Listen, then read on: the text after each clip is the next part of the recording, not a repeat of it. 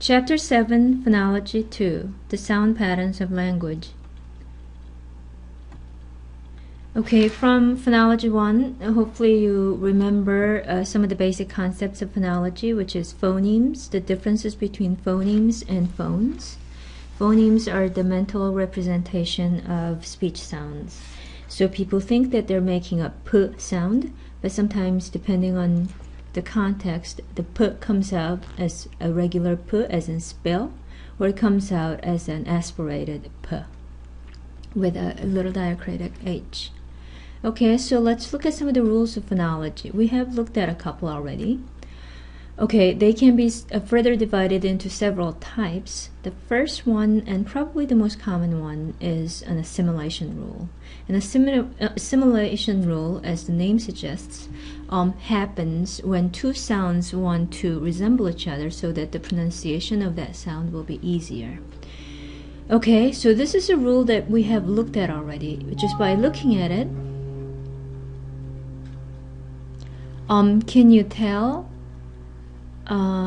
which rule this is referring to? It's a formal notation of a rule that we have looked at. Or does this look like a foreign language? Okay, let me explain this to you.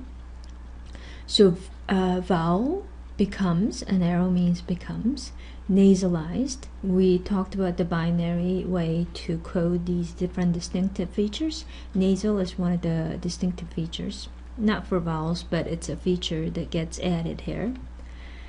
And the forward slash implies that it's in the environment of the following. And the environment where this nasalization of vowels happens is before this underscore implies that that's the target sound. The sound that goes through, undergoes that transformation. It's right before a nasal segment. As in, remember boom?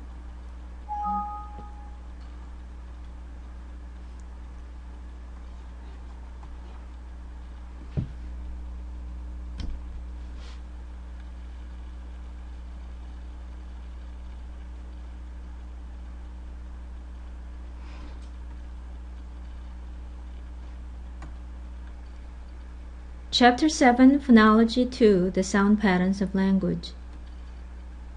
Okay, from the previous section, you probably remember these two basic concepts. What happened to you? I need your... okay, color. Okay, phonemes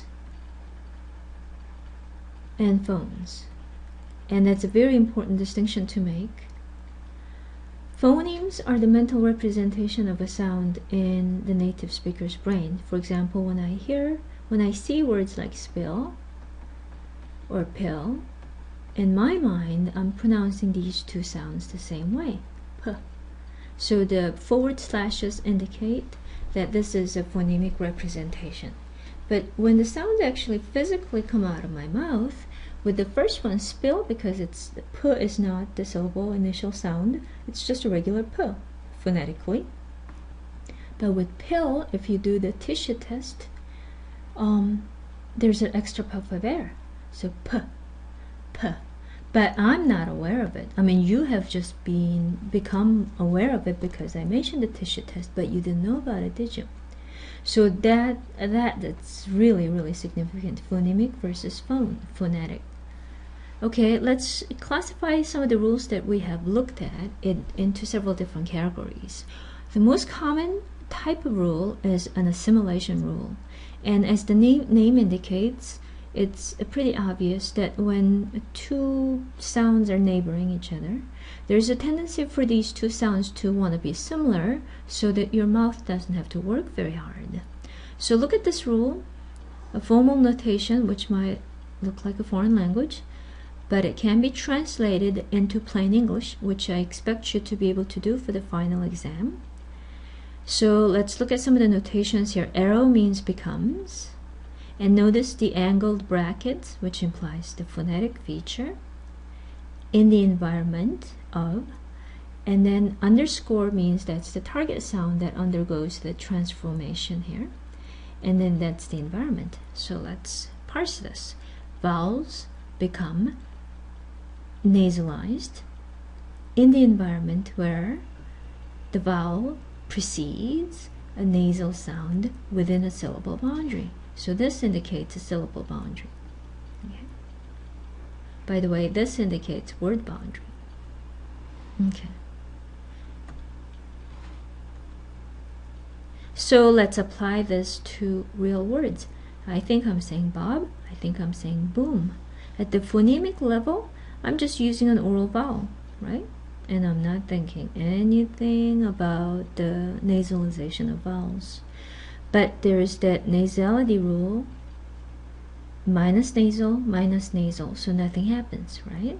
This asterisk and 0 means it's not happening here. But there's minus nasal, plus nasal, so this is the tricky one, right? The plus nasal affects the vowel, which otherwise would be an oral vowel, and it makes it nasal. So now it becomes, over here with Bob, it's just oral, oral, oral. Pinch your nose and say Bob. Nothing happens in your nasal cavity. But pinch your nose and say boom. You feel it, right? Okay. So that's what phonetic, phonological rule representation does. How about dissimilation rules? Sometimes the same principle kind of applies to the same principle of making the pronunciation easy applies to applies in a reverse kind of a way. For example, some words like sounds like L is very difficult to pronounce one after the other.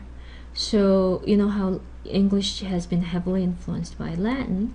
There was a Latin suffix alis, which turns nouns into adjectives, and the default value was alis. But if the root contained an L in itself, adding another L would have been just so difficult. So they had a variation, which is aries. And the same thing, because you know a lot of words are influenced by Latin, is shown in English as well. So when you look at these final sounds in the root, there's no L, right? So anecdotal, no problem. Annual, no problem. Mental, no problem. Penal, they're very easy. But when you try to say angulo, that'd be very difficult. Angulo, right? So you vary it just enough. You know, both L and R are liquid sounds anyway, so they're not that different, but they're different enough for the pronunciation to be easier. So angular is easier, right? Annular, columnar, and notice that L is not even the final sound right before the suffix, but the same thing applies. Perpendicular, oh, try saying perpendicular, similar, villar. Okay, another type of rule is feature changing rule. A voiceless non-continuant has an aspiration added to its feature matrix at the beginning of a syllable containing a stressed vowel with an optional intervening consonant. Okay, this doesn't sound like English. Simply put, p, t, k has aspiration, diacritic added to them when they are syllable initial, and that syllable happens to be stressed vowel. So we saw examples like spill, till, kill. These are all aspirated, as opposed to spill, till, still, skill. The k, t, p sounds are not aspirated. Okay, one thing that we need to look at here is, let's look at p and b. And we talked about natural classes. These are the distinctive features. They're both consonantal. They're both continuant. They're not continuant because they're stop sounds. They're labial, p, b, two lips together, right? But the only difference lies in voicing. Remember this? So this is a distinctive feature between the two. And that's why you can form minimal pairs like pit and bit. And you cannot predict when pit's gonna happen and when bit's gonna happen. The meaning changes completely, right? If two words minimal pairs are not in, they're in minimal pairs and they're not in complementary distribution, they're separate phonemes. Segment insertion, another a fancy word for it, epenthesis. Insert the schwa, remember schwa, before a plural morpheme z when a regular noun ends in a sibilant, giving an uz, as in buzz, because it's impossible to say buzz. You add a schwa before z, so buzz, buses, which is pronounceable. A formal notation is nothing becomes a schwa, which means a schwa gets inserted. What environment? Between a sibilant at the end of the noun, as in bus, between a sibilant sound and another sibilant. In this case is this sound, right? That's where this applies. Let's look at the past tense rule, which was kind of similar. In this case, it's another schwa insertion, but the conditions are different. When a regular verb in a non-nasal alveolar stop. Okay, what's a non-nasal alveolar stop? All the alveolar stop sounds there are only 3 in English, to, do, nu, and only 2 are non-nasal. So when you have to do, as in gloat, because it's impossible to say gloat, you add a schwa, gloated, gloated, gloated. Oh, even that sounds bad. Gloated, right? So formally, a schwa gets inserted between a minus nasal plus alveolar minus continuant and another minus nasal plus alveolar minus continuant. So this is in plain English. T and D becomes has a schwa inserted after them if it's followed by the past tense morpheme de. Okay, T doesn't apply here. Right. Deletion rules. Look at these sets here. Sign, signature, design, designation, paradigm, paradigmatic. Okay, when you have an N at the end of a syllable or an M, nasal sounds, and then preceding G sound, somehow G is so shy, I guess. The nasal is so overpowering, the G disappears, right? Okay, so we can make a rule like this. Delete a G when it occurs before a syllable final nasal consonant. Syllable final nasal consonant. Okay, but the English seems to have other similar phenomenon happening here. Gnostic, somebody who knows, G gets dropped, right? Another before a nasal sound. There's a before nasal sound, but if it's not the syllable initial sound, it stays agnostic. Somehow, I guess, Gu wanted to disappear because it's really shy and intimidated by the nasal sound, but his supporter's there, right? So it's hanging around, sticking around. So let's revise the rule to include this set of data as well. Delete a Gu word initially before a nasal consonant, which is this one, word initially before a nasal consonant, or this one, before a syllable final nasal consonant. So that accounts. So this accounts for this accounts for this. And one rule very elegantly captures these two phenomena that are not really different if you take a look at it closely. Okay, so let's summarize the functions of the rules. You change the feature values, so nasal consonant assimilation rules in Akan and English, okay, and add a new feature as a feature, aspiration in English. Delete segments, good deletion before nasals in English. Adding a segment, schwa insertion in English plural and past tense. And one rule that we haven't looked at is reorder the segment, and the fancy word for it is metathesis. Metathesis. And ask becomes X.